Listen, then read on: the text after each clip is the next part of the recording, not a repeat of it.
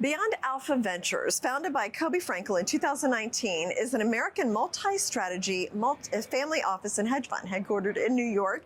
And with me is Kobi Frankel, the founder. And just give us an overview of what the company is doing. Well, thank you so much for having me, Jane. It's a pleasure to be here. And Beyond Alpha Ventures, we're a multi-strat family office and hedge fund based here on 40 Wall Street in the Trump building. Effectively, we focus on late-stage disruptive technology companies. We have both a DMF fund as well as a VC portfolio that tends to focus on Series A to Series E investments within late-stage disruptive technology companies, specifically within quantum computing, cybersecurity, and artificial intelligence. Okay, and you also use artificial intelligence to help you determine good investments, correct? Absolutely. So yeah, on the trading side, we utilize AI-driven analytical tools and different types of high-frequency trading, resources to effectively help us with our derivative option-based trading. So we essentially look at the markets from a perspective of volatility being our friend, and utilizing some of the tools that are out there, within our resources. We effectively carve out alpha to, increase our beta on the market. So, are there particular asset classes you are most bullish on right now? Yeah, absolutely. So, in terms of industry specific or sector specific, right now, with the recent macro environments and geopolitical things that are going on in the world, specifically with the Trump administration coming into office. We feel that there's a massive opportunity for defense spending, as well as artificial intelligence and quantum computer and cybersecurity spending, as we continue to see, what most could call World War III overseas.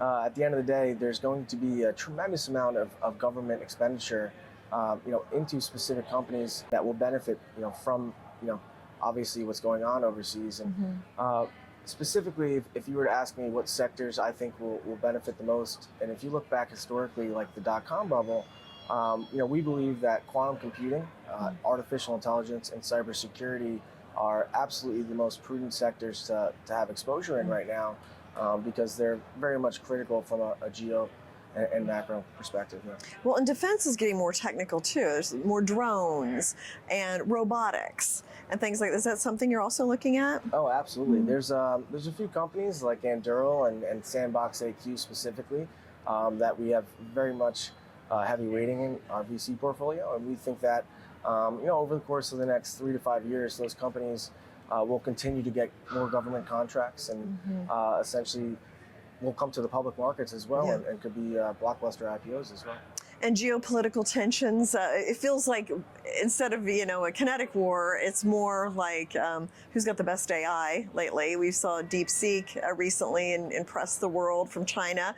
What are your thoughts on that and where the AI and for the U.S. and China stand? That's a great question, James. Great question. I think, look, with Elon Musk coming out the other day with a tweet putting a lowball bid to acquire Sam Altman's OpenAI, I think it's a testament to the fact that we're in what I would call an AI rat race, right? You have effectively, 3 groups, in my opinion, leading the charge. That being Elon Musk and XAI, Sam Altman and OpenAI, backed by Microsoft, and then you also have, Claude and Grok as well. And so I think, what we'll see over the course of the next few years is not only how ChatGPT can be a more retail application, but how are they going to utilize this technology and create utility for it in a commercial application, and utilize it in a way that not only can help consumers with retail problems, but also from an industrial standpoint, how it can make more efficient commercial application. Yeah, that makes sense. Now, what about the regulatory and compliance environment? The financial industry is notorious for making everything very complicated. How do you stay on top of that? Do you see the Trump administration changing that at all? That's a phenomenal question. I do see, in my opinion, a new wave of, call it decentralized finance with Trump coming out with the Bitcoin Reserve, for example, and the centralized banking kind of concept, and specifically with the Texas Stock Exchange potentially opening up this year. I think you could see a tremendous amount of volatility in the markets, but also at the same point in time, it's a lot of opportunity for growth. And ultimately, I feel that what 5 years ago, some people may have looked at Bitcoin as a possibility. It's now becoming more of a reality, and I think with facts like the FBI holding the second largest Bitcoin wallet in the world, I wouldn't see it as improbable that we start to see Bitcoin or gold become a legitimate asset that actually collateralizes and backs the U.S. dollar potentially, or becomes an asset that comes into the commercial infrastructure, whether it's for mortgages or whether it's for banking and 24/7 transactions.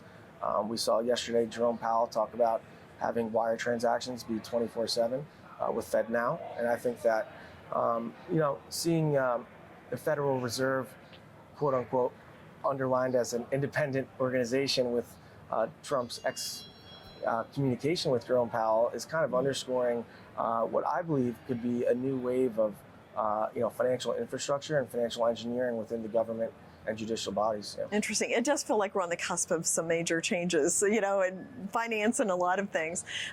So talk to me about your investment philosophy. How has it changed, and what would you say to somebody just starting out in this industry? That's a great question.